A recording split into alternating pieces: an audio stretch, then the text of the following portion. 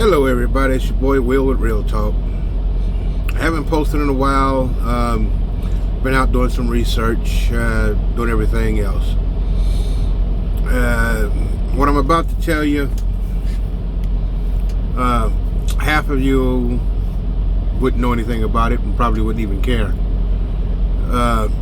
So this is mainly for your drivers, truck drivers in America. You guys realize that you're on your own. And when I say you're on your own, I mean you're on your own.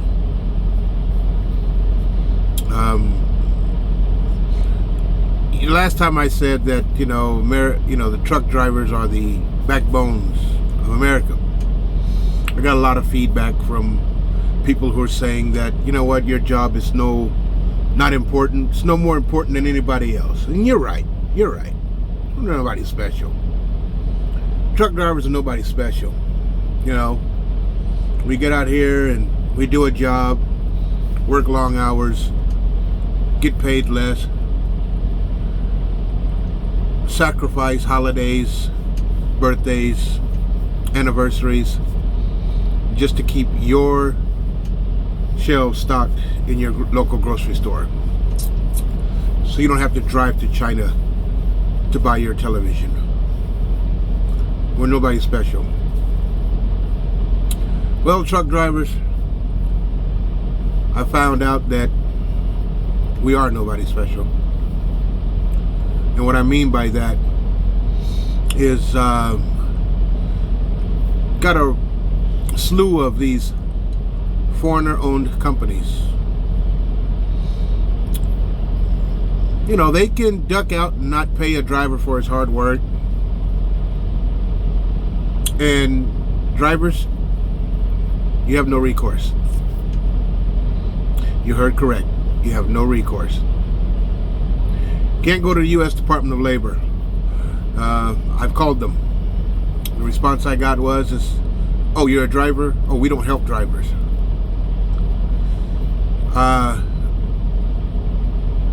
Don't call the EEOC. We don't help drivers.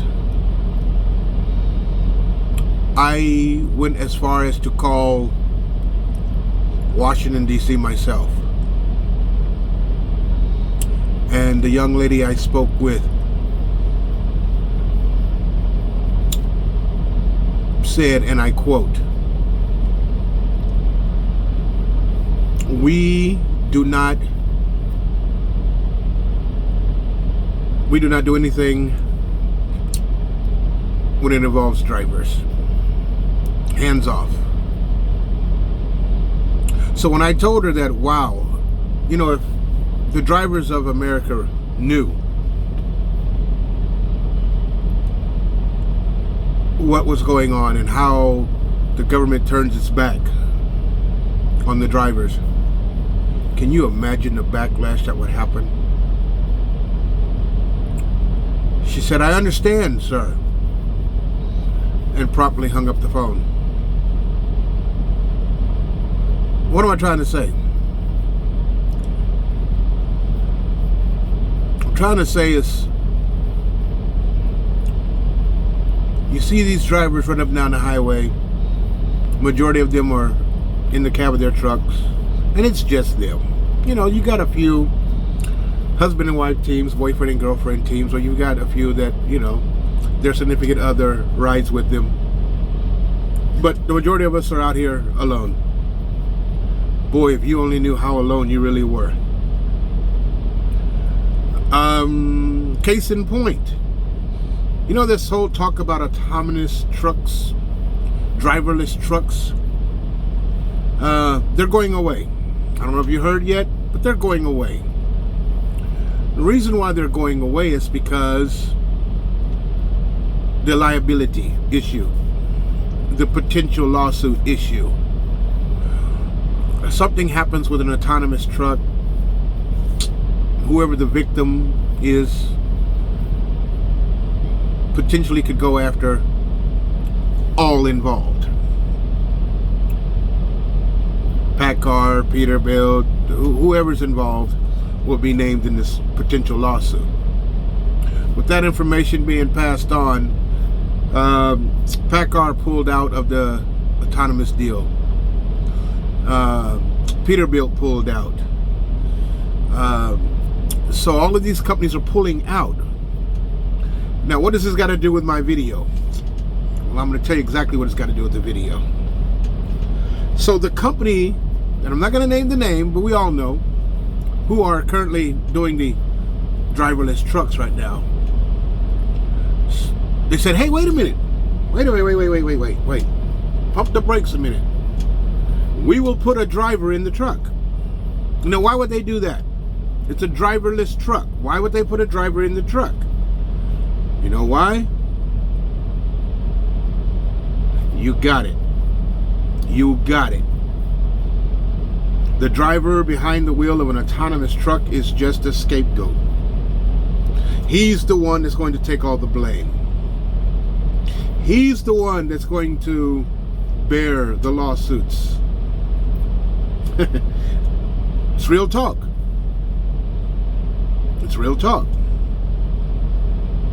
You know, just like the other day, Scale House, a driver getting arrested for what they claim is egregious ELD violations.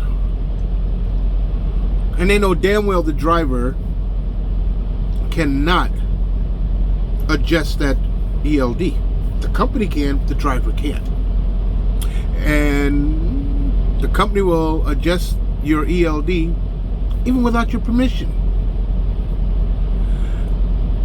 The guy was arrested, and the trooper's exact words were, and I quote, "Yeah, we know you cannot adjust that log, yet you still drove, yet you're still responsible."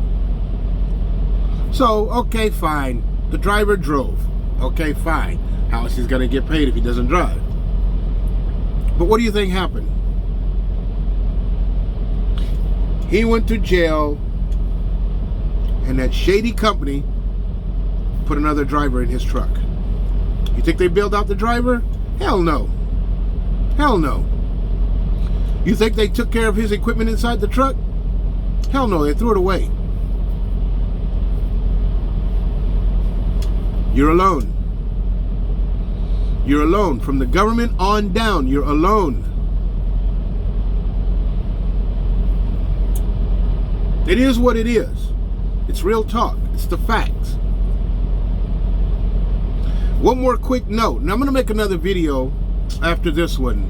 That's going to be interesting too. But a quick note.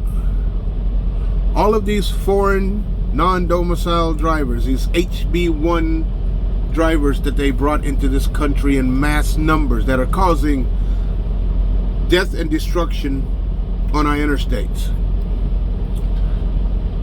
You want to know why they brought them in mass numbers? You want to know why? Why would they risk the general public's safety? You want to know why?